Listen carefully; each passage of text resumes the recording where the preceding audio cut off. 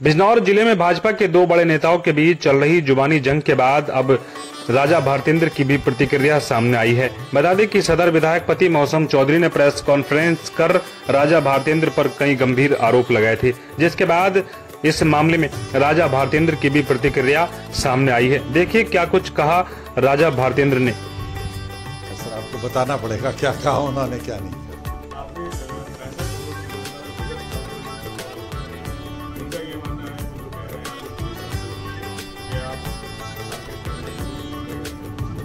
जुलाई 2023 में माननीय विधायिका सुची चौधरी जी का फेसबुक देखिए, उसमें उन्होंने स्वयं लिखा है कि उन्होंने मुख्यमंत्री जी को महाराज जी कहा है कि महाराज जी के द्वारा ये पैसा भेजा गया। और उसमें उन्होंने जो पहला पॉइंट है उनकी फेसबुक में वो है कि रावली का जो बांध है, एफ्लक्स बांध जो है बैराज का, उसका रख रखाव के लिए पैसा है।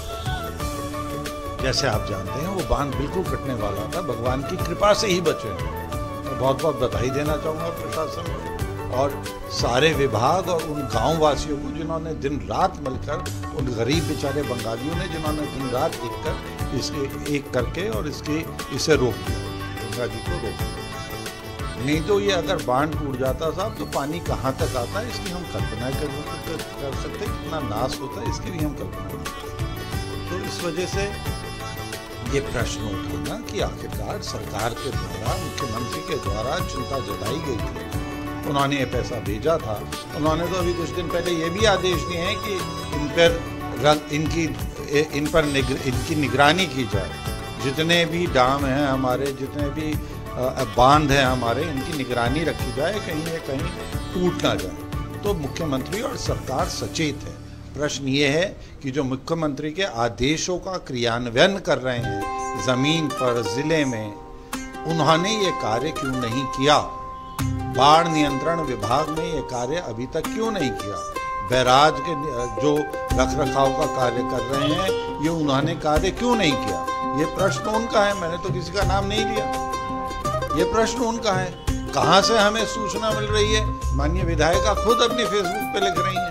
तो ये सवाल जवाब माननीय विधायिका दें, माननीय विधायिका देना ये सवाल जवाब। हमारे जिले के इस समय सबसे सीनियर विधायक अशोक राणा जी हैं। आप सब पत्रकार लोग हैं, बड़े सचेत हैं, सब राजनीति जानते हैं, समझते हैं। मैं आप सबसे एक चैलेंज से सवाल पूछता हूँ और आप जवाब नहीं दे पाएंगे। अशोक राणा जी की पत्नी का नाम बताइए। 89 में विधायक बन गए थे, अशोक राणा जी की पत्नी का नाम क्या है? ये फैमिली की कोई दुकान या कारोबार नहीं है सर। जो होता है विधायक, काम उससे लिया जाता है, प्रश्न उससे पूछा जाता है, काम उसे करना पड़ता है, क्योंकि कोई केवल वो ही अधिकृत है विधानसभा के अंदर जाने के लिए, केवल वो ही अधिकृत है भारतीय जनता पार्टी की बैठक में अंदर आने के लिए। ये तो जिले की बैठक में आप वैसे घुसे जाएं बिना बुलाए तो वो अलग बात है, मगर प्रदेश कार्य समिति में आप परिवार का सदस्य एंट्री नहीं कर सकता। जो प्रदेश कार्य समिति का सदस्य होगा या विधायक होगा वो ही जाएगा। तो ना ये पार्टी की परंपरा है, ना ये सरकार की परंपरा है कि सारा परिवार बोलने लगे।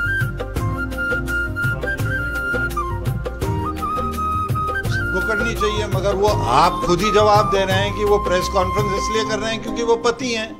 तो ये पतियों का कब से इसमें कब से परिवार का जोड़ हो गया, हमें तो समझ में नहीं आया। उनकी आज की तीसरी घटना जो है पार्टी का विधान उसके विपरीत, निश्चित रूप से परंपरा के और नियमों के मैंने तो कभी नहीं देखा था कि प्रदेश अध्यक्ष की पत्नी आ रही है या प्रदेश अध्यक्ष के पुत्र आ रहे हैं बैठक में।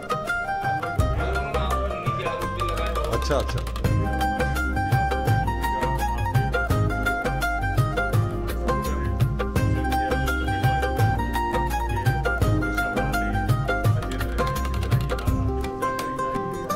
पहली बात तो ये है सर कि मेरा कोई सपोर्टर नहीं है।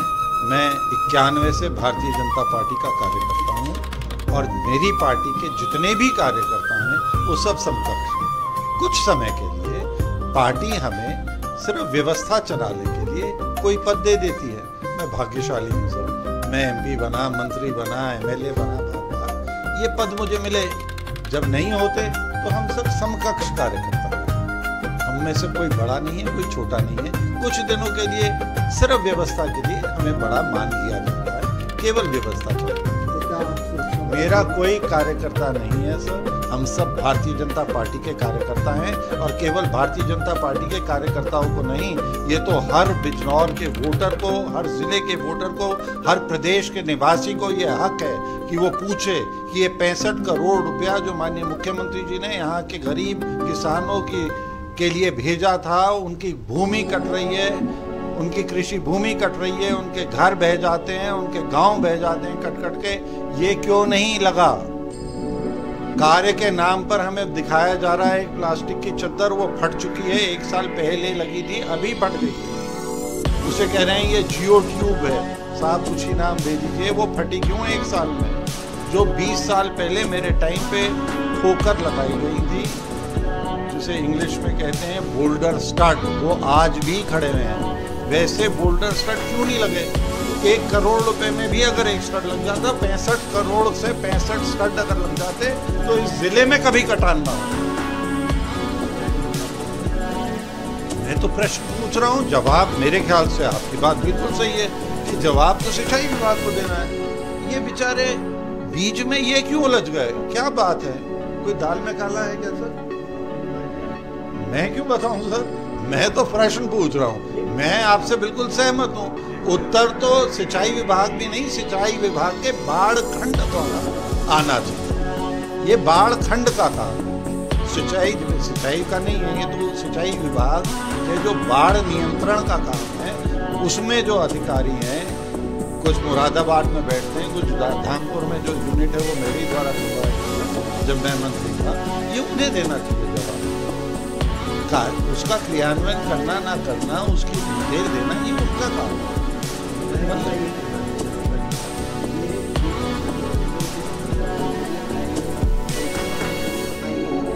सही बात है, मगर उन्होंने ही अपनी फेसबुक में लिखा है। मैं आपको अभी भेज देता हूँ उनकी फेसबुक का लिखा हुआ। उनसे पूछिए या बताइए कि कृपया करके ऐसी सूचनाएं देके हम और हमारे जिले की सीधी सी जनता को ऐसे भ्रमित ना करें।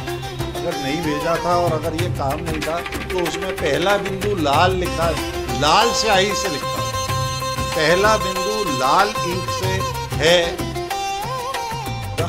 बैराज के तटबंध का रखरखाव। मैं आपको भेज दूं।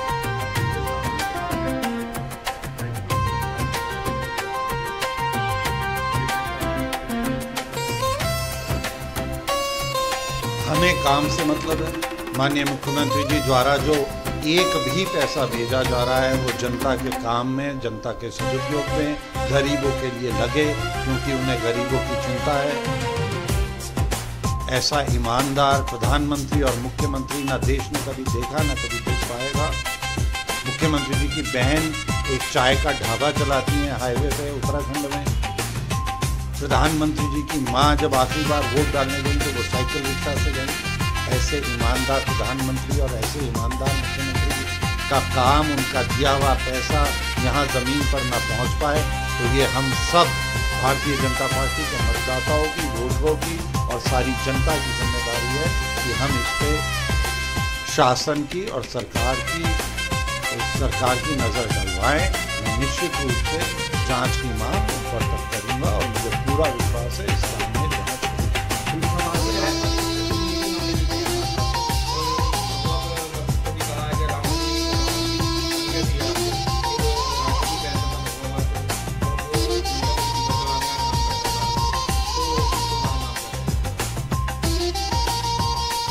मैं तो साहब बहुत सालों से भगवा वस्त्र पहन रहा हूँ।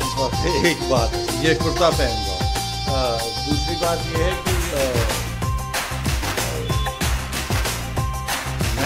मैं समर्पित कार्यकर्ता हूँ। ये तो अभी आए हैं पार्टी में, 2017 के चुनाव में आए हैं। 2017 में जिन वजहों से ये आए गए वो पूरा गांव जेल में पड़ा रहा। आज भी इनसे चंदा वसूला जाता है वकीलों को पैसे देने के लिए। वकील कौन है ये भी सबको पता है ना। गांव वालों से पूछिए साहब, जो जेल में भी पड़े रहे 3 साल तक और चंदा भी जमा करके इन्हें देते रहे। इनकी बेल हो गई और गांव वाले अंदर ही पड़े रहे हैं जी। ये बेदा कांड से लाभ किसका हुआ ये सबको नजर आ रहा है।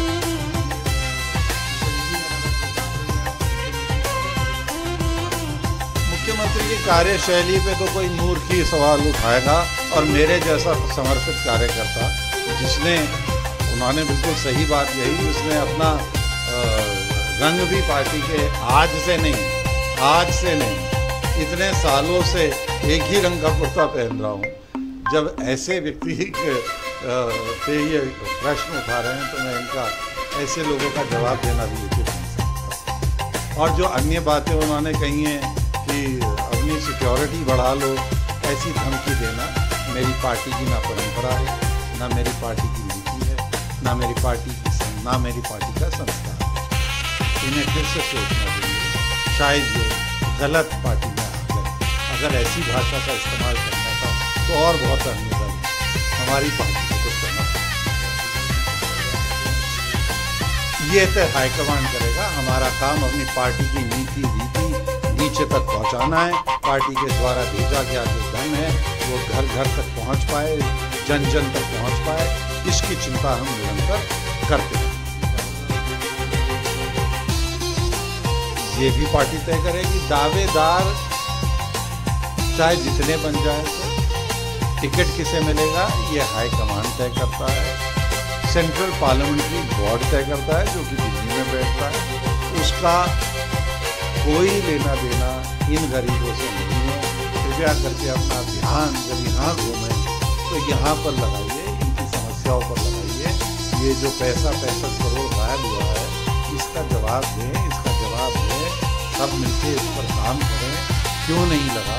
कभी कहते हैं पैसा वापस हो गया, घर आई लक्ष्मी क्यों लौटी? सरकार से पैसा लेना इतना कठिन है, ये आपने आधे से ज़्यादा धन क्यों लौटने दिया? क्यों नहीं अन्य प्रोजेक्ट हुए थे तभी से जो थे वो पूरे क्यों नहीं किए गए? ये वापस क्यों लौटा? ये चिंताएं क्यों नहीं है? इनका क्यों नहीं चलता? निश्चित रूप से कर रहा हूँ और इस पर ऊपर तक जाके करेंगे और करवाएंगे और दोषियों को दंडित करेंगे। कौन से? हाँ, निश्चित रूप से उससे भी करेंगे और मैं आपको विश्वास दिला रहा हूँ कि जांच होगी।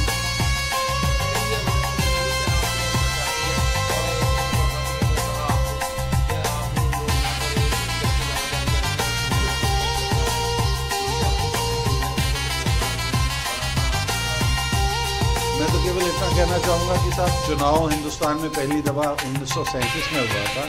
वो चुनाव मेरे दादाजी जीते थे। उसके बाद बार बार मेरे पिताजी जीते हैं और उसके बाद मैं भी जीता हूँ। एमपी भी रह लिए, मंत्री भी रह लिए, विधायक भी रह लिए। आपके जो ज़िला का पुरातत्व अभिलेखन है उसके मुताबिक सहारनपुर का किला 400 साल पहले बन गया। अगर ऐसे पुराने इस ज़िले के रहने वालों को भी बरसाती मेंढक कहा जा रहा है तो आपकी परिभाषाओं का बहुत